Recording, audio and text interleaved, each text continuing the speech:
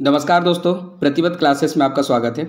दोस्तों, हम मध्य प्रदेश महिला पर्यवेक्षक के लिए आपके लिए लगातार एमसीक्यूज प्रोवाइड कर रहे हैं। हमारी कोशिश ये रहेगी कि आप ज़्यादा से ज़्यादा एमसीक्यूज सॉल्व करें और परीक्षा में जाने से पहले क्लासेस को प्रॉपर तरीके से देखें और इन्हें सॉल्व करने की कोशिश करें।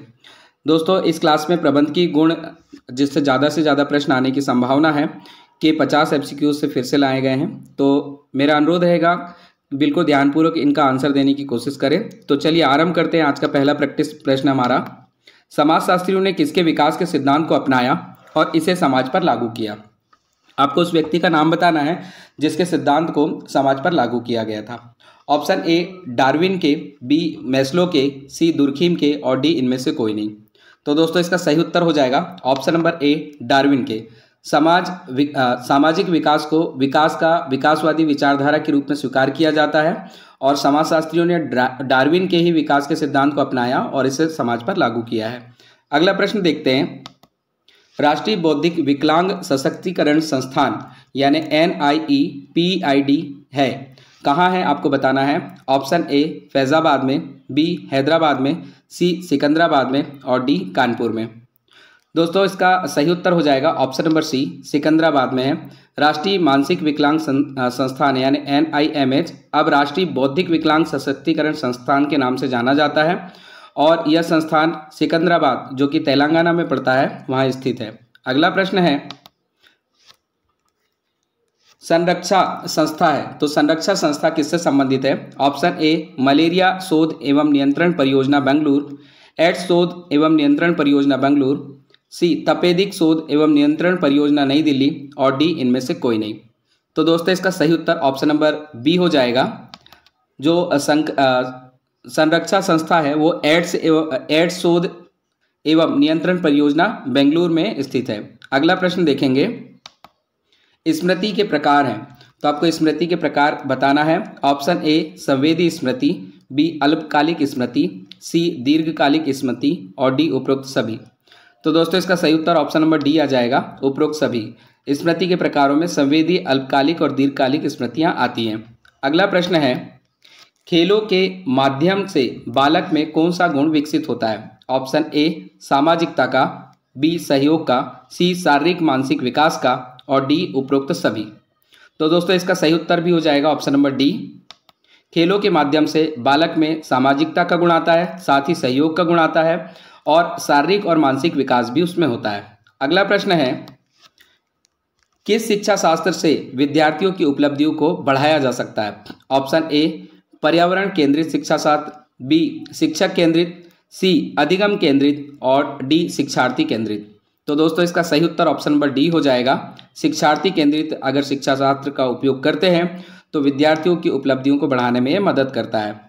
अगला प्रश्न है, बच्चों से संबंधित प्रावधान हमारे भारतीय संविधान में है, तो बच्चों से संबंधित प्रावधान कौन कौन से हैं भारतीय संविधान में बताना है। ऑप्शन ए अनुच्छेद 21 का, बी अनुच्छेद 24 में और डी अनुच्छेद 39 में और डी उपरोक्त सभी। तो दोस्तों, इसका सही उत्तर हो जाएगा ऑप्शन नंबर डी, उपरोक्त सभी। आप सभी जानते हैं कि अगर हम अनुच्छेद 39 की बात करें तो ये राज्य के नीति निर्देशक सिद्धांत से संबंधित है। इसमें बच्चों के विकास के लिए उचित अवसर सुनिश्चित करना शामिल होता है। अगर मैं बात करूं अनुच्छेद 21 का की, तो 21 का के तहत राज्य में 6 से लेकर 14 साल तक के जितने भी बच्चे होते हैं उनको मुफ्त में और अनिवार्य शिक्षा देने का प्रावधान किया जाता है। इसी के तहत RTE भी लाया गया था। इसके अलावा आ जाता है अनुच्छेद 24। तो अनुच्छेद 24 में यह प्रावधान किया गया है कि 14 साल से कम उम्र के बच्चों को कारखानों, खदानों या किसी खतरनाक व्यवसाय में काम करने की अनुमति नहीं है। घरेलू व्यवसाय में वो अपने स्कूल के टाइम को छोड़ करके सहयोग दे सकते हैं। अगला प्रश्न है, सभी बच्चों की स्वतंत्र खेलों, अनौपचारिक व औपचारिक खेलों, योग और खेल की गतिविधियों में सहभागिता क्यों आवश्यक है। ऑप्शन ए शारीरिक विकास के लिए, बी मानसिक विकास के लिए, सी सामाजिक विकास के लिए। तो दोस्तों, सही उत्तर ऑप्शन नंबर डी हो जाएगा, उपरोक्त सभी। बच्चों की स्वतंत्र खेलों, औपचारिक व अनौपचारिक खेलों, योग और खेल की गतिविधियों में आने से उनका शारीरिक विकास होता है, साथ ही मानसिक विकास और वो सामाजिकता भी सीखते हैं। अगला प्रश्न है, प्रबंधन एक क्रिया है, तो प्रबंधन किस प्रकार की क्रिया है बताना है। ऑप्शन ए आत्म क्रिया, बी सामूहिक क्रिया, सी व्यक्तिगत क्रिया, डी पर्यावरण क्रिया। तो दोस्तों सही उत्तर इसका हो जाएगा ऑप्शन नंबर बी, प्रबंधन एक सामूहिक क्रिया का नाम है। अगला प्रश्न है, अंतर्राष्ट्रीय श्रम संगठन का मुख्यालय कहाँ स्थित है, जिसे ILO भी कहा जाता है? ऑप्शन ए हेग में, बी जेनेवा में, सी वाशिंगटन में, डी पेरिस में। तो दोस्तों इसका सही उत्तर हो जाएगा ऑप्शन नंबर बी, जेनेवा में है। और 1919 में ये श्रम संगठन बना था और जेनेवा स्विट्जरलैंड में आता है। अगला प्रश्न है, तत्परता का नियम अधिगम का किस प्रकार का नियम है? ऑप्शन ए मुख्य नियम, बी सहायक नियम, सी गौण नियम, डी उपरोक्त सभी। तो दोस्तों इसका सही उत्तर हो जाएगा ऑप्शन ए मुख्य नियम। तत्परता का जो नियम होता है वो अधिगम का मुख्य नियम माना जाता है। इस नियम को एडवर्ड एल थॉर्नडाइक ने प्रतिपादित किया था। जब कोई व्यक्ति किसी काम को करने के लिए तत्पर होता है यानी पहले से तैयार होता है तो उस काम को आसानी से और आनंद से करता है और वो काम उसको आसानी से मिल भी जाता है। और अगर कोई व्यक्ति तत्परता के साथ में किसी काम को नहीं करना चाहता, उसकी इच्छा नहीं है, तैयार नहीं होता, तो उसे काम करने में परेशानी होती है और वो उस काम से धीरे धीरे सीखता है तथा काम भी सही नहीं होता है। अगला प्रश्न देखेंगे, संवेग की उत्पत्ति किससे होती है? ऑप्शन ए आदतों से, बी मूल प्रवृत्तियों से, सी शारीरिक विकास से और डी संप्रत्ययों के निर्माण से। सही उत्तर इसका ऑप्शन नंबर बी हो जाएगा, संवेग की उत्पत्ति मूल प्रवृत्तियों से होती है। अगला प्रश्न है, जोन्स की श्रम संघ की परिभाषा के अनुसार क्या सही नहीं है? ऑप्शन ए श्रम संघ मुख्य रूप से श्रमिकों का ही संगठन है, बी इसके उद्देश्य है श्रमिकों की दशाओं को समुन्नत करना तथा संरक्षण प्रदान करना, सी ये संघ धार्मिक और सामाजिक कार्यों का संपादन भी कर सकते हैं और डी सभी सही है। तो दोस्तों इसका सही उत्तर हो जाएगा ऑप्शन नंबर डी सभी सही है। या गलती से बी प्रिंट हो गया है, इसका सही उत्तर हो जाएगा सभी सही है।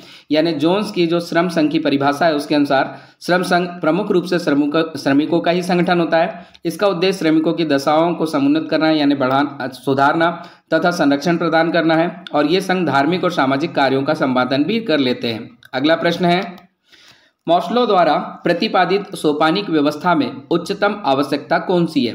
ऑप्शन ए सुरक्षा, बी शारीरिक, सी आत्मसम्मान और डी आत्मवास्तविकता। तो दोस्तों इसका सही उत्तर हो जाएगा ऑप्शन नंबर डी वास्तविकता। मॉस्लो द्वारा प्रतिपादित सोपानिक व्यवस्था में उच्चतम आवश्यकता आत्मवास्तविकता की होती है। अगला प्रश्न है, सर्वोदय की अवधारणा ने किसकी योजना को महत्वपूर्ण रूप से प्रभावित किया है? Option A Jawaharlal Nehru, B Acharya Vinoba Bhave, C BR Ambedkar और डी सरदार वल्लभ भाई पटेल। तो दोस्तों इसका सही उत्तर आ जाएगा option number B Acharya Vinoba भावे। सर्वोदय की अवधारणा देने वाले आचार्य विनोबा भावे थे, इसलिए इसका सही उत्तर याद रखेंगे। अगला प्रश्न है, प्रबंधन की सही परिभाषा हो सकती है? तो प्रबंधन की सही परिभाषा आपको इसमें से चूज करना है। ऑप्शन ए व्यक्तियों का एक समूह है जो संगठन चलाने के लिए जिम्मेदारियों को स्वीकार करता है, बी नियंत्रण करने की प्रक्रिया है, सी अपने व्यवसाय को सही योजना देना है और डी उपलब्ध संसाधनों का दक्षतापूर्ण तथा प्रभावपूर्ण तरीके से उपयोग करते हुए लोगों के कार्य में समन्वय करना है। तो दोस्तों प्रबंधन की सही परिभाषा अगर देखी जाए तो ऑप्शन नंबर डी इसका बिल्कुल सटीक उत्तर होगा। सही उत्तर ऑप्शन नंबर डी है। प्रबंधन की सही परिभाषा उपलब्ध संसाधनों का दक्षतापूर्ण तथा प्रभावपूर्ण तरीके से उपयोग करते हुए लोगों के कार्यों में समन्वय करना होता है। अगला प्रश्न है, वैज्ञानिक प्रबंधन के सिद्धांत नामक किताब किसने लिखी? आपको ऑप्शन दिए हैं, A Henri Fayol, B Frederick Winslow Taylor, C Harrington Emerson और डी है चार्ल्स बेबेज। तो दोस्तों सही उत्तर ऑप्शन नंबर बी हो जाएगा। वैज्ञानिक प्रबंधन के सिद्धांत किताब फ्रेडरिक विंसन टेलर ने लिखी है। अगला प्रश्न है, वीवी गिरी राष्ट्रीय श्रम संस्थान स्थित है? Option A Secunderabad, B Delhi, C Lucknow, D Noida. सही उत्तर इसका ऑप्शन नंबर डी हो जाएगा, नोएडा। वीवी गिरी श्रम संस्थान जिसे श्रम और रोजगार मंत्रालय भारत सरकार ने बनाया था और उसकी एक स्वायत्त इकाई है। इसकी स्थापना 1974 में हुई थी और यह संस्थान शोध, प्रशिक्षण, शिक्षा, प्रकाशन, श्रम एवं श्रम संबंधी मुद्दों पर सरकार को परामर्श प्रदान करता है। तो वीवी गिरी राष्ट्रीय श्रम संस्थान जो है वो नोएडा में स्थित है, आप याद रखेंगे। अगला प्रश्न है, संवेदना ज्ञान की प्रथम सीढ़ी है, इस कथन को किस विकास के साथ में जोड़ा जाता है? ऑप्शन ए शारीरिक विकास, बी मानसिक विकास, सी सामाजिक विकास और डी संवेगात्मक विकास। तो दोस्तों सही उत्तर ऑप्शन नंबर बी हो जाएगा, इसमें मानसिक विकास। संवेदना ज्ञान की प्रथम सीढ़ी है और इस कथन को मानसिक विकास के साथ में जोड़ा जाता है। अगला प्रश्न देखेंगे, स्थानीय नेतृत्वकर्ताओं के चयन का निर्णय किस पर निर्भर करता है? ऑप्शन ए सरकार पर, बी समूह पर, सी नेतृत्वकर्ताओं या नेताओं पर और डी विस्तार कर्मियों पर। तो दोस्तों यहाँ पे स्थानीय नेतृत्वकर्ताओं के बारे में बात की है, इसलिए सही और सटीक उत्तर हो जाएगा समूह पर निर्भर करता है। ऑप्शन नंबर 20 का सही उत्तर है। अगला प्रश्न है, निम्नलिखित में से कौन एक प्रेरणादायी कारक है? ऑप्शन ए सुरक्षा, बी इच्छा, सी मान्यता या सम्मान और डी उपर्युक्त सभी। तो दोस्तों प्रेरणादायी कारकों में सुरक्षा, इच्छा, मान्यता और सम्मान ये सभी आते हैं, इसलिए ऑप्शन डी इसका सही हो जाएगा, उपर्युक्त सभी सही हैं। अगला प्रश्न है, सामाजिक समूह कार्य में क्षेत्र कार्य अर्जित करने में सहयोग करता है। तो सामाजिक समूह कार्य क्षेत्र में कार्य अर्जित करने में क्या सहयोग प्रदान करता है बताना है। ऑप्शन ए ज्ञान, बी कौशल, सी मनोवृत्ति और डी उपयुक्त सभी। इसका सही उत्तर भी ऑप्शन नंबर डी हो जाएगा। सामाजिक समूह कार्य जो होता है वो क्षेत्र कार्य में ज्ञान, कौशल, मनोवृत्ति इन सबको अर्जित करने में सहयोग करता है। अगला प्रश्न है, वक्ता दर्शक मॉडल किसके द्वारा दिया गया? ऑप्शन ए लीगेस, बी बर्लो, सी अरस्तु और डी वेस्टले। तो दोस्तों सही उत्तर इसका हो जाएगा ऑप्शन नंबर सी अरस्तु। अरस्तु का मॉडल या इसे मॉडल वक्ता और दर्शकों के बीच में संबंध को समझने में मदद करता है। इसमें वक्ता को अपने संदेश को दर्शकों को और अवसर के मुताबिक तैयार करने की सलाह दी जाती है। तो ये दिया था अरस्तु ने। अगला प्रश्न है, समूह में नेतृत्वकर्ता की रुचि देखने के लिए नेतृत्वकर्ता में क्या देखा जाता है? ऑप्शन ए क्षेत्र कार्य, बी आकलन, सी उपरोक्त दोनों और डी इनमें से कोई नहीं। तो दोस्तों इसका सही उत्तर ऑप्शन नंबर सी हो जाएगा, उपरोक्त दोनों। समूह में नेतृत्वकर्ता की रुचि देखने के लिए नेतृत्वकर्ता में उसके क्षेत्र कार्य को देखा जाता है तथा उसका आकलन भी किया जाता है। अगला प्रश्न है, पहली पंचवर्षीय योजना लागू की थी। तो पहली पंचवर्षीय योजना किसने लागू की थी? देश का नाम बताना है। ऑप्शन ए अमेरिका ने, बी सोवियत संघ ने, सी इटली ने और डी फ्रांस ने।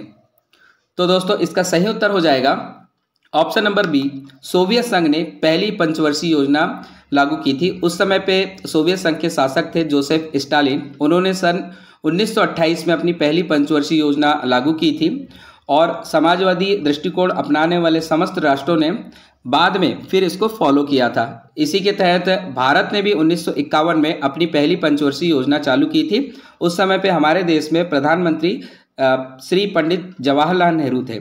अगला प्रश्न देखेंगे, जनभागीदारी के निम्नलिखित में से कौन से लाभ है? ऑप्शन ए कौशल विकास, बी कार्य में दक्षता, सी लोगों का विकास और डी ये सभी। तो इसका सही उत्तर हो जाएगा ऑप्शन नंबर डी ये सभी। जनभागीदारी के लाभ जो होते हैं उसमें कौशल विकास होता है, कार्य में दक्षता आती है और लोगों का साथ विकास होता है। अगला प्रश्न देखेंगे, एडुसेट क्या है? ऑप्शन ए शिक्षा पोर्टल, बी सैटेलाइट, सी शिक्षा ऐप और डी वेबसाइट। तो दोस्तों इसका सही उत्तर हो जाएगा ऑप्शन नंबर ए क्षमा चाहेंगे, इसका सही उत्तर हो जाएगा ऑप्शन नंबर बी। इसमें आंसर गलत है, ऑप्शन नंबर बी आएगा सैटेलाइट। एजुसेट जो है वो एक सैटेलाइट है और एजुसेट का फुल फॉर्म होता है एजुकेशनल सैटेलाइट। इसका मकसद होता है दूर दराज के इलाकों में रहने वाले जितने भी बच्चे होते हैं उनको शिक्षा की सुविधाएं मुहैया करवाना, और इसी के तहत विभिन्न जो चैनल्स हैं उसमें शिक्षा से संबंधित जानकारी आते रहती हैं। इसको 2004 में इसरो ने लॉन्च किया था। अगला प्रश्न देखेंगे, अभीष्ट लक्ष्यों के साथ वांछित दिशा में परिवर्तन को क्या कहा जाता है? ऑप्शन ए विकास, बी समानता, सी संक्रमण और डी सहयोग। तो सही उत्तर होगा दोस्तों इसका ऑप्शन नंबर ए विकास। अभीष्ट लक्ष्यों के साथ वांछित दिशा में परिवर्तन को विकास कहा जाता है। अगला प्रश्न है, नेतृत्व का उद्देश्य क्या है? ऑप्शन ए दूसरों को प्रेरित करना या प्रोत्साहित करना, बी रचनात्मकता को बढ़ावा देना, सी दूसरों को सशक्त बनाना और डी सभी। तो दोस्तों इसका सही उत्तर हो जाएगा ऑप्शन नंबर डी सभी। नेतृत्व का उद्देश्य दूसरों को प्रेरित करना, साथ ही प्रोत्साहित करना भी होता है, रचनात्मकता को बढ़ावा देना भी होता है और दूसरों को सशक्त बनाना भी होता है। अगला प्रश्न है, सामाजिक सेवाओं में शामिल नहीं होगा। ऑप्शन ए असुरक्षित समूहों का संरक्षण, बी अपेक्षाकृत कमजोर तबके का संरक्षण, सी धनवानों का संरक्षण और डी जरूरतमंदों का संरक्षण। तो दोस्तों इसका सही उत्तर हो जाएगा ऑप्शन नंबर सी, धनवानों का संरक्षण सामाजिक सेवाओं में शामिल नहीं होता है। सामाजिक सेवाओं के अंतर्गत असुरक्षित समूहों का संरक्षण, अपेक्षाकृत कमजोर तबके का संरक्षण और जरूरतमंदों का संरक्षण आता है। अगला प्रश्न देखते हैं, अध्यापक द्वारा अनुदेशात्मक सहायक सामग्रियों का उपयोग करने के लिए किया जाता है। ऑप्शन ए कक्षा को सुंदरता प्रदान करने के लिए, बी कक्षा को आकर्षित करने के लिए, सी अवधारणा स्पष्ट करने के लिए और डी अनुशासन सुनिश्चित करने के लिए। तो दोस्तों इसका सही उत्तर होगा ऑप्शन नंबर सी, अध्यापक द्वारा अनुदेशात्मक सहायक सामग्रियों का उपयोग अवधारणा को स्पष्ट करने के लिए किया जाता है। अगला प्रश्न देखेंगे, मनरेगा के तहत आदिवासी लोगों को कितने दिनों की गारंटी कृत मजदूरी रोजगार उपलब्ध कराया जाता है। यहाँ आदिवासी लोगों के लिए पूछा है। ऑप्शन ए 100 दिन, बी 150 दिन, सी 200 दिन और डी 250 दिन। तो दोस्तों इसका सही उत्तर ऑप्शन नंबर बी हो जाएगा। मनरेगा के तहत आदिवासी लोगों के लिए 150 दिन का गारंटीकृत मजदूरी रोजगार उपलब्ध कराया जाता है। केंद्र ने वन क्षेत्रों में रहने वाले आदिवासियों के लिए यह नियम या निर्देश जारी किए हैं और बाकी लोगों के लिए 100 दिन का रोजगार मिलता है। अगला प्रश्न देखेंगे, सामाजिक नीति के उद्देश्य क्या नहीं है। ऑप्शन ए सामाजिक आर्थिक असमानताओं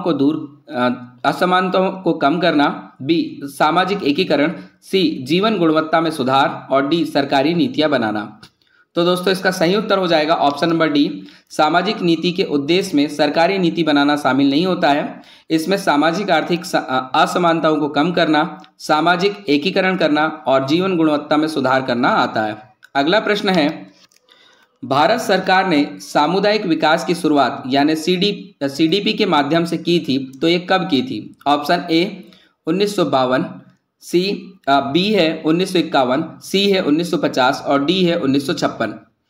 दोस्तों इसका सही उत्तर हो जाएगा ऑप्शन नंबर ए 1952 में भारत सरकार ने सामुदायिक विकास की शुरुआत की थी और इसका नाम रखा था सीडीपी यानी सामुदायिक विकास कार्यक्रम। अगला प्रश्न देखेंगे, चार्ट का उपयोग किया जाता है। ऑप्शन ए किसी पहलू के विकास के लिए, बी वर्गीकरण के लिए, सी संबंध दिखाने के लिए और डी उपरोक्त सभी। तो दोस्तों सही उत्तर हो जाएगा ऑप्शन नंबर डी उपरोक्त सभी। चार्ट का उपयोग किसी पहलू के विकास को दिखाने के लिए, वर्गीकरण के लिए और संबंध दिखाने के लिए किया जाता है। अगला प्रश्न है, समग्र सामाजिक विकास निम्न में से किसके विकास पर जोर नहीं देता है। ऑप्शन ए राजनीतिक पहलू पर, बी सामाजिक पहलू पर, सी आर्थिक पहलू पर और डी धार्मिक पहलू पर। तो दोस्तों इसका भी सही उत्तर ऑप्शन नंबर डी है। समग्र सामाजिक विकास जो होता है वो धार्मिक पहलुओं पर जोर नहीं देता है बल्कि राजनीतिक, सामाजिक और आर्थिक पहलुओं पर जोर देता है। अगला प्रश्न देखेंगे, किस व्यक्ति के अंदर का यह विश्वास है कि यह कोई भी कार्य करने में सक्षम है कहलाता है। यानी किसी व्यक्ति के अंदर यह विश्वास आ जाता है कि वो कोई भी कार्य करने में सक्षम है, तो क्या कहलाता है बताना है। ऑप्शन ए आत्मपूर्ति, बी स्वाभिमान, सी आत्म प्रभावकारिता और डी आत्मसम्मान। तो दोस्तों इसका सही उत्तर हो जाएगा ऑप्शन नंबर सी आत्म प्रभावकारिता, जिसे आप आत्मविश्वास भी कहते हैं। तो ये कोई भी कार्य करने में सक्षम होता है, ऐसा उससे फीलिंग आती है, विश्वास होता है, इसलिए इसका सही उत्तर ऑप्शन नंबर सी हो जाएगा। अगला प्रश्न देखेंगे, स्वच्छ भारत अभियान के प्रेरणा स्रोत हैं। Option A Narendra Modi, B Abdul Kalam, C Baba Amte और डी महात्मा गांधी। तो दोस्तों इसका सही उत्तर ऑप्शन नंबर डी हो जाएगा।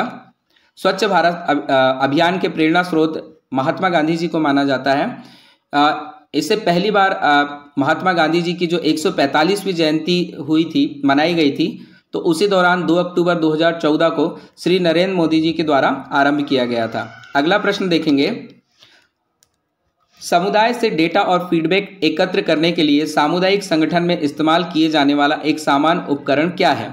ऑप्शन ए सर्वेक्षण, बी बहिष्कार, सी केंद्रीकरण और डी नौकरशाही। तो दोस्तों इसका सही उत्तर ऑप्शन नंबर ए आएगा। समुदाय से डेटा और फीडबैक एकत्र करने के लिए सामुदायिक संगठन में इस्तेमाल किए जाने वाले सामान्य उपकरण को सर्वेक्षण कहते हैं। अगला प्रश्न देखेंगे, मास्लो की आवश्यकताओं के पदानुक्रम के अनुसार इनमें से कौन सी आवश्यकता अन्य सभी आवश्यकताओं से अधिक महत्वपूर्ण है? ऑप्शन ए शारीरिक जरूरतें, बी सुरक्षा की जरूरतें, सी प्रेम और अपनेपन की जरूरतें और डी सम्मान की जरूरतें। इसका सही उत्तर ऑप्शन नंबर ए हो जाएगा।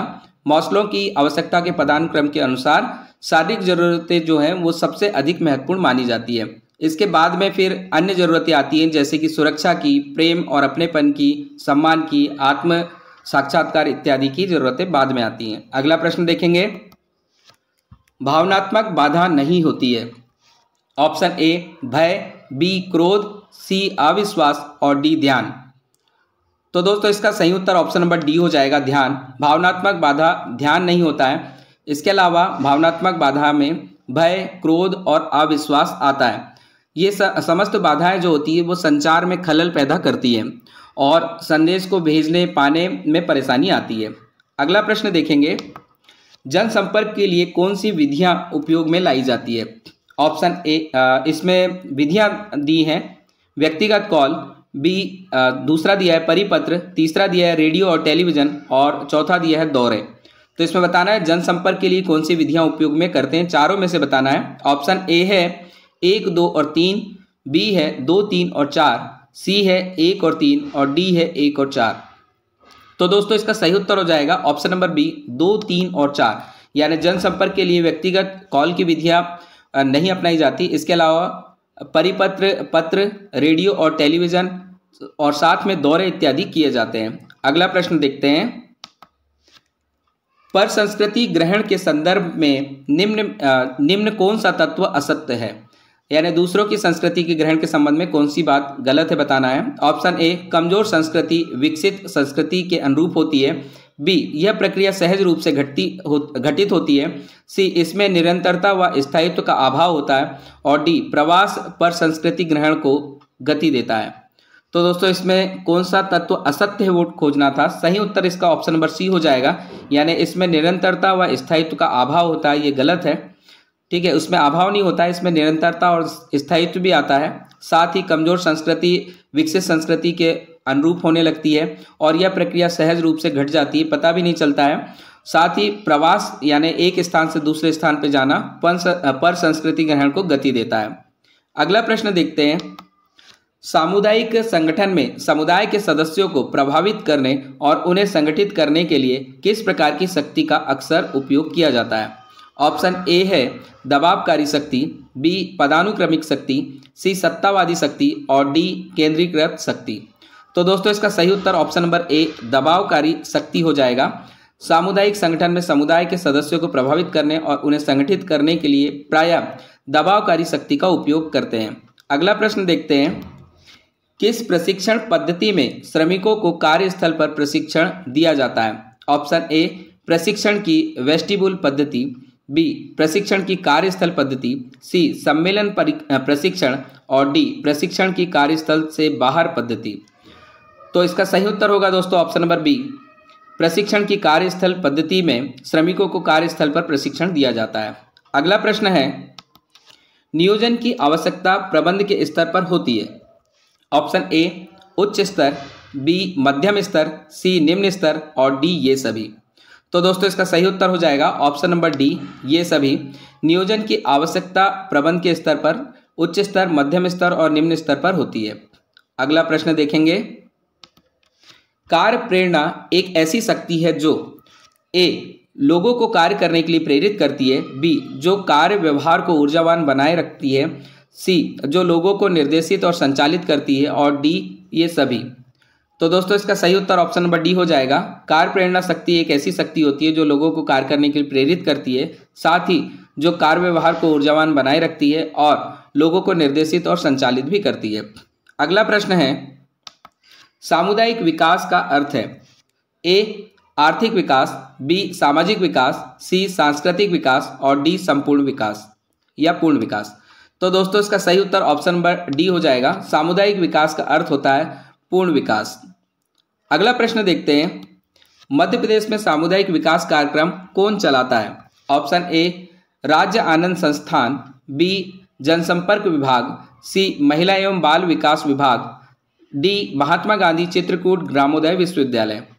तो दोस्तों इसका सही उत्तर हो जाएगा option number D, Mahatma Gandhi Chitrakoot ग्रामोदय विश्वविद्यालय मध्य प्रदेश में सामुदायिक विकास कार्यक्रम को रन करता है। अगला प्रश्न है, मध्य प्रदेश में प्रशासन और प्रबंधन के क्षेत्र में प्रशिक्षण देने के लिए अकादमी है। ऑप्शन ए महात्मा गांधी चित्रकूट ग्रामोदय विश्वविद्यालय, बी भवन एवं अन्य निर्माण कर्मकार कल्याण मंडल और श्रम विभाग, सी RCVP नरोन्हा प्रशासन एवं प्रबंधकी अकादमी, और डी लाल बहादुर शास्त्री राष्ट्रीय प्रशासन अकादमी। तो दोस्तों इसका सही उत्तर हो जाएगा option number C, Madhya Pradesh में प्रशासन और प्रबंधन के क्षेत्र में प्रशिक्षण देने के लिए RCVP नरोन्हा प्रशासन एवं प्रबंधकी अकादमी है और ये भोपाल में स्थित है। तो दोस्तों ये आज का प्रबंधन का हमारा अंतिम प्रश्न था। इसी तरह के प्रश्नों के लिए आप हमारे साथ लगातार जुड़े रहें और परीक्षा से पहले ज़्यादा से ज़्यादा प्रश्नों को सॉल्व करें। धन्यवाद। जय हिंद।